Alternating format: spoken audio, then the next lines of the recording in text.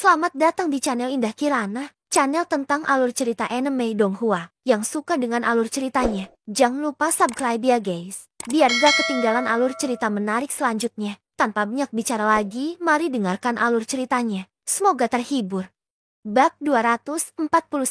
Bang, kekuatan spiritual yang liar, ganas, dan sombong mulai mendatangkan malapetaka di dalam tubuh Xiaoyan. Situasi awalnya stabil, tiba-tiba berbalik dalam waktu singkat. Manik spiritual dalam lautan kesadaran Xiaoyan mulai memberontak dengan keras pada saat ini. Kekuatan spiritual yang awalnya berkumpul mulai menyebar secara sembarangan. Kekuatan spiritual yang agung menyebar tak terkendali. Itu melewati tubuh Xiaoyan dan dengan cepat menyebar ke seluruh dunia jiwa ginseng. Xiaoyan tanpa sadar terkejut dengan adegan ini. Tak disangka, manik spiritual ini akan langsung menjadi ganas hanya karena ada sedikit penyimpangan. Jika dia membiarkan kekuatan spiritual ini terus menyebar, kemungkinan besar esensi spiritualnya akan mengalami cedera yang belum pernah terjadi sebelumnya. Bahkan Guyu tidak berdaya menghadapi ini. Meski cukup kuat, ia tetap tidak berdaya menghadapi situasi yang menimpa Xiaoyan. Ketika kekuatan spiritual yang bergejolak berubah menjadi gelombang demi gelombang badai menakutkan yang melanda dunia jiwa ginseng.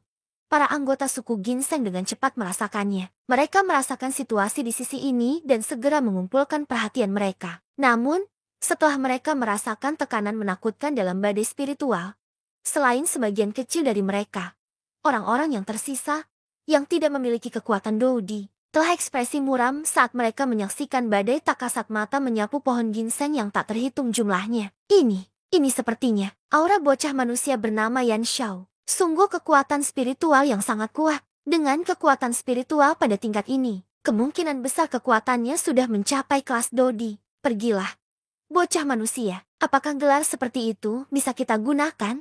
Dia membunuh Heimu sendirian. Seperti kata pepatah, orang yang mencapai lebih dulu akan menjadi guru. Jangan selalu melihat kekuatan orang lain di permukaan. Saat ini, seluruh suku ginseng kita berhutang budi padanya. Cukup banyak orang yang merasa sangat menghormati tetua Yan Xiao di dalam hati mereka kekuatan untuk menghajarmu. Anggota dari suku ginseng yang telah berbicara sebelumnya buru-buru menutup mulutnya setelah kata-kata ini diucapkan. Dia diam-diam melihat sekeliling dengan rasa takut yang masih ada di dalam hatinya. Dia hanya menghela nafas lega setelah mengetahui bahwa tidak ada yang memperhatikannya. Pada saat ini, yang menakutkan badai spiritual turun ke atas kepala mereka dengan tekanan yang tak tertandingi. Semua anggota suku yang berpartisipasi roh, yang kekuatannya belum mencapai kelas Doudi, ditekan ke tanah dengan wajah memerah saat tekanan turun. Selain sejumlah kecil orang dengan kekuatan spiritual yang lebih kuat, yang hampir tidak mampu menopang tubuh mereka, hanya para ahli dari suku yang berpartisipasi roh yang kekuatannya telah mencapai kelas Doudi yang tersisa. Namun, pada saat ini, bahkan dengan kekuatan mereka, wajah mereka tanpa sadar menunjukkan ekspresi serius di hadapan tekanan spiritual yang menakutkan. Mereka bukanlah alkemis, dan kekuatan jiwa bukanlah keahlian mereka. Menghadapi tekanan jiwa yang begitu menakutkan, meski tidak bisa dikatakan membebani, namun denyutan yang datang dari lubuk jiwa mereka yang terdalam masih membuat mereka merasa sedih. Luo Tua dan Luo Jin di sisi lain langsung melihat ke tempat di mana Xiaoyan berada ketika badai spiritual melanda. Ketika Luo Jin merasakan tekanan mengerikan yang terkandung dalam badai jiwa spiritual, bahkan dengan temperamennya yang tenang, dia tidak dapat menahannya. Tapi rasakan gelombang keterkejutan. Tekanan dalam badai jiwa spiritual sebenarnya sangat kuat. Tidak disangka bahwa kekuatan spiritual Xiaoyan telah berkembang hingga mencapai kelas di dalam waktu beberapa bulan setelah dia naik ke peringkat 2 alkemis. Jika kecepatan ini terus berlanjut, kekuatan spiritualnya akan sebanding dengan iblis-iblis tua dari Pale Tower dalam beberapa tahun. Luo Jin bertukar pandang dengan Luo Tua di sampingnya setelah merasakan keterkejutan di hatinya. Luo Tua sedikit mengernyit karena ini. Dia tidak peduli dengan kekuatan badai spiritual ini. Sebaliknya, dia jelas tahu bahwa Xiaoyan sedang menyempurnakan kelompok esensi spiritual itu. Namun, karena dia sedang menyempurnakannya, mengapa situasi seperti itu bisa terjadi? Selama ia tidak memiliki roh yang memiliki kesadarannya sendiri, tidak akan ada bahaya apapun saat memurnikannya. Ini adalah sesuatu yang diketahui oleh setiap praktisi. Selain itu, Luo Tua telah menyelidiki secara menyeluruh kelompok esensi spiritual itu. Ia tidak memiliki aura lain. Namun, situasi di depan mereka jelas merupakan pemberontakan yang terjadi ketika kekuatan spiritual seseorang tidak terkendali. Karena kasusnya seperti ini, apa sebenarnya yang dilakukan Xiaoyan? Setelah merenung sebentar, Penatua Luo akhirnya menggelengkan kepalanya tanpa daya. Sebelum dia melihat Xiaoyan, dia tidak akan bisa memahami situasi sebenarnya hanya dengan mengandalkan kekuatan spiritual yang liar dan kejam. Penatua Luo mengerutkan kening dan bertukar pandang dengan Luo Jin, yang juga mengerutkan kening. Ayo pergi dan lihat. Aku benar-benar tidak tahu apa yang sedang dilakukan bocah kecil ini. Luo Jin mengangguk ketika dia mendengar kata-kata Penatua Luo. Mereka berdua bergerak dan dalam sekejap, mereka telah mencapai puncak pohon spiritual ginseng. Mereka dengan santai membubarkan badai spiritual yang datang ke arah mereka. Ketika Penatua Luo melihat Xiaoyan, dia segera merasakan kekuatan spiritual yang liar dan kejam di tubuh Xiaoyan. Mata Penatua Luo dan Luo Jin sedikit menyipit saat ekspresi yang sangat aneh muncul di wajah mereka. Apakah bocah ini gila? Kekuatan spiritualnya baru saja mencapai alam kaisar bela diri tingkat lanjut dan dia berani memadatkan mutiara spiritual. Aku benar-benar tidak tahu harus berkata apa tentang dia. Penatua Luo mengerutkan kening dan menatap Xiaoyan, yang auranya berada dalam kekacauan. Ekspresi khawatir muncul di wajahnya saat dia memarahi dengan lembut. Luo Jin hanya bisa menghela nafas tak berdaya ketika mendengar ini. Dia juga sedikit terkejut dengan tindakan Xiaoyan Kaisar Realm dengan paksa memadatkan mutiara spiritual. Jika ada peluang sukses, seberapa tinggi itu? Kegagalan pada saat ini tidak hanya menegaskan penilaian Guyu, tetapi juga menyebabkan kekuatan spiritual Xiaoyan terluka parah. Hasil ini adalah pelajaran yang dibeli sendiri oleh Xiaoyan. Seseorang hanya dapat maju selangkah demi selangkah di jalur kultivasi. Tidak ada jalan pintas, kalaupun ada, hanya akan menimbulkan untung dan rugi. Pada akhirnya, seseorang tidak akan mendapatkan keuntungan apapun. Jika seseorang ingin menjadi lebih kuat, metode tercepat dan paling stabil adalah dengan bersikap rendah hati dan mengambil langkah demi langkah. Hal ini berlaku untuk kultivasi dan kehidupan. Setelah kekuatan spiritual dalam tubuh Xiaoyan menyebar ke segala arah, wajah Xiaoyan menjadi pucat dan tidak berdarah. Seolah-olah dia benar-benar kehilangan jiwanya. Tubuhnya menjadi lebih kurus. Kegagalan ini menyebabkan kekuatan spiritual Xiaoyan menderita kerusakan yang belum pernah terjadi sebelumnya. Meskipun Guyu telah mencoba yang terbaik untuk menstabilkan situasi di dalam tubuhnya selama periode waktu ini, Xiaoyan tidak dapat melakukan apapun selain berjuang untuk bergerak. Kurangnya kekuatan spiritual dalam laut spiritual Xiaoyan menyebabkan dia hampir pingsan. Pada saat ini, dia hanya bisa mengandalkan kemauannya untuk berdiri dengan paksa. Kemungkinan besar Xiaoyan akan mengalami kesulitan pemulihan untuk jangka waktu yang lama di masa depan. Dia bahkan mungkin harus memilih untuk menyerah dalam perjalanan ke kolam petir di alam kosong 2 bulan kemudian. Setelah berdiri dengan susah payah, mata Xiaoyan yang hendak menutup bergerak kabur. Kekuatan spiritualnya sangat lemah sehingga Xiaoyan hampir gagal mendeteksi 2 orang yang berdiri di sampingnya. Tatapan Xiaoyan melewati celah di antara mereka berdua. Dia menyadari bahwa badai spiritual yang belum menyebar di atas lautan pepohonan yang tak berujung di kejauhan bagaikan cahaya penguasa tak kasat mata yang berulang kali menyapu ke segala arah di atas kanopi pohon roh ginseng yang tak berujung. Bab 242. Di lereng bukit, Luo Jin menopang Xiaoyan dengan kedua tangannya sambil perlahan berdiri. Ekspresi matanya terus berubah. Bibirnya bergerak sedikit seolah ingin mengatakan sesuatu. Namun, saat dia melihat Xiaoyan sudah sangat lemah, dia akhirnya tetap diam. Dia melirik Luo tua di sampingnya, yang terakhir juga menghela nafas pelan dan menggelengkan kepalanya tanpa daya, menunjukkan bahwa dia juga kehabisan akal. Mata tua Xiaoyan yang keruh perlahan terangkat. Mereka melakukan kontak dengan mata Luo Jin. Keduanya merasa kasihan di hati mereka. Menurut kondisi Xiaoyan saat ini, kemungkinan besar mereka akan kehilangan kesempatan untuk memasuki kolam petir di alam kosong 2 bulan kemudian. Anak nakal ini, biasanya dia agak teliti dalam pekerjaannya. Aku tidak mengira dia akan begitu impulsif hari ini. Aku harap kejadian ini akan membantumu di masa depan. Luo tua dengan lembut menghela nafas sekali lagi. Dia menganggukkan kepalanya ke arah Luo Jin dan segera berbalik untuk berjalan menuju rumah kayu kecil itu. Di belakangnya, Luo Jin juga dengan hati-hati mendukung Xiaoyan. Langkah kakinya sedikit bergeser ketika dia mencoba mengejar yang pertama. Namun, saat Luo Jin mengambil setengah langkah ke depan, tubuhnya, yang sedikit condong ke depan, tiba-tiba berhenti. Seolah-olah dia ditarik dengan paksa oleh sesuatu dari belakang. Detik berikutnya, mata Luo Jin menunjukkan ekspresi heran saat dia dengan cepat memutar kepalanya. Matanya langsung menatap Xiaoyan, yang berdiri tak bergerak di sampingnya. Matanya dipenuhi keheranan. Namun, ekspresi Luo Jin tidak bisa membantu tetapi sedikit terkejut.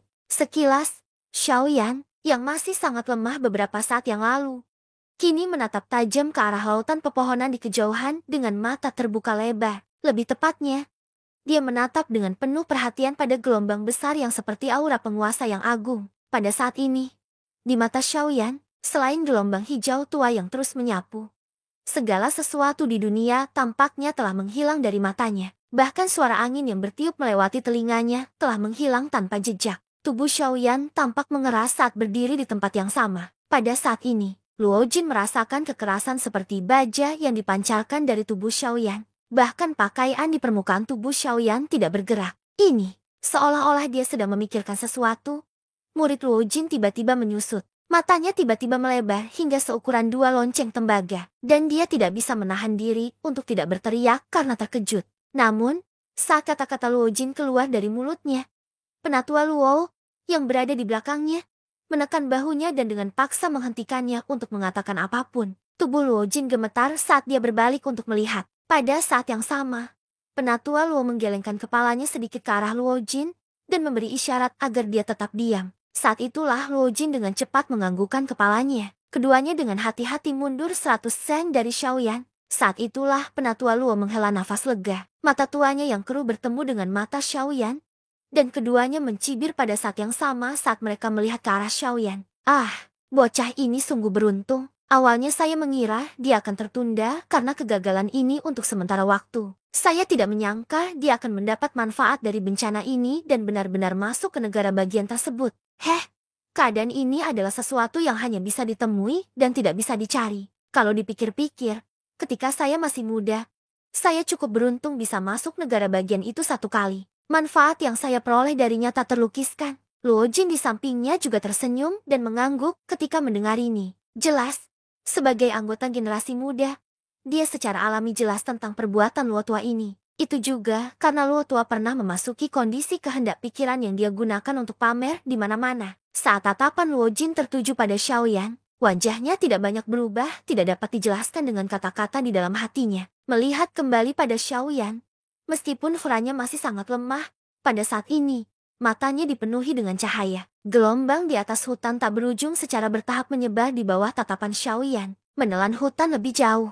Sebelum gelombang pertama telah mereda, gelombang lain muncul. Setelah gelombang pertama pepohonan menyapu seluruh hutan pegunungan, gelombang pepohonan lainnya menyapu. Mata Xiaoyan menatap tajam ke pemandangan di depannya bangkit pada saat ini. 1000 kaki jauhnya, Penatua Luo dan Luo Jin dapat merasakan perubahan pada tubuh Xiaoyan. Wajah mereka tanpa sadar menampakkan senyuman keheranan. Gelombang pohon membawa sekumpulan dedaunan yang memanjang hingga ke kejauhan dari puncak lautan pepohonan. Daun-daun yang berwujud terus berputar dalam gelombang spiritual yang tak terlihat. Meskipun tampak kacau, jika dia mati dengan cermat, seseorang akan menemukan bahwa dedaunan mempertahankan ritme khusus saat berputar. Hal ini memungkinkan gelombang pohon yang mengikuti di belakangnya menyatu sempurna dengannya. Hal ini berulang sesaat sebelum gelombang pohon setinggi 100.000 kaki, yang seperti tembok kota, muncul di langit di atas lautan pepohonan. Gelombang pohon bergejolak dan bergejolak. Selama proses tersebut,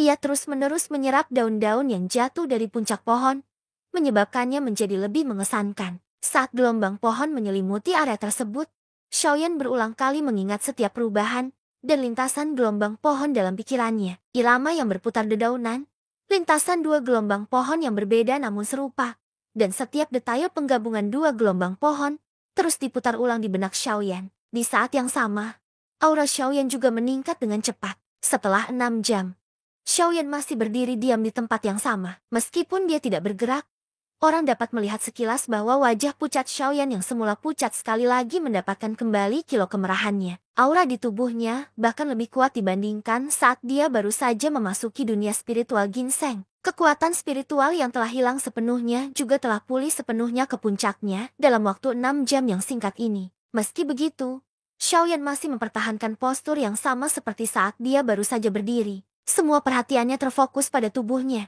Dalam benaknya, dia berulang kali mengingat pemandangan gelombang pohon yang melanda hutan tanpa akhir. Pada saat ini, dalam pikiran Xiaoyan, kekuatan spiritual Xiaoyan dengan cermat mengamati setiap detail gelombang pohon yang melanda area tersebut. Dengan lambaian tangannya, penguasa Xuan berat yang terbentuk dari kekuatan spiritual muncul. Tubuh penguasa besar itu sedikit miring saat perlahan-lahan menyapu tempat di mana gelombang pohon lewat. Xiaoyan juga melakukan yang terbaik untuk bekerja sama dengan lintasan gelombang pohon. Tangannya dengan lembut memutar dan kekuatan yang terkandung di dalam jarinya juga berubah. Hanya ketika kecepatan, kemiringan, dan kekuatan penguasa berat ketika melintasi lintasan sepenuhnya menyatu, barulah Xiaoyan perlahan-lahan menarik penguasa besar di tangannya. Di saat yang sama, Xiaoyan yang diam-diam berdiri di dunia luar, tiba-tiba mengangkat kepalanya. Dengan lambaian tangan kanannya, penguasa hitam besar itu tiba-tiba terbang keluar. Dia meraihnya di telapak tangannya dan kaki kirinya tiba-tiba maju setengah langkah. Setelah penguasa besar itu berputar di telapak tangannya, sebuah kekuatan muncul dari telapak tangannya dan penguasa besar itu langsung membeku di udara. Sudut kemiringannya sebenarnya sama persis dengan saat dia menirunya sebelumnya. Tanpa ragu-ragu, dia menjerit keras di dalam hatinya. Doki di dalam pusaran di tubuh Xiao yang tiba-tiba melonjak. Tangan kanannya memegang erat penggaris besar itu sambil mengerahkan kekuatan dengan kaki kanannya dan meneruskannya ke lengannya. Kakinya tiba-tiba menginjak tanah dan tubuh Xiao yang terangkat ke udara. Penggaris besar di tangannya juga diayunkan keluar. Saat penggaris diayunkan, cahaya penguasa agung yang tingginya ratusan ribu kaki tiba-tiba melesat keluar dari ujung penggaris dan menembak secara eksplosif ke sisi berlawanan dari Xiaoyan. Pada saat ini, ekspresi Luo tua dan cucunya di sisi lain langsung berubah. Ini karena cahaya penggaris benar-benar terbang ke arah mereka tanpa penyimpangan apapun. Bersambung ke bab selanjutnya.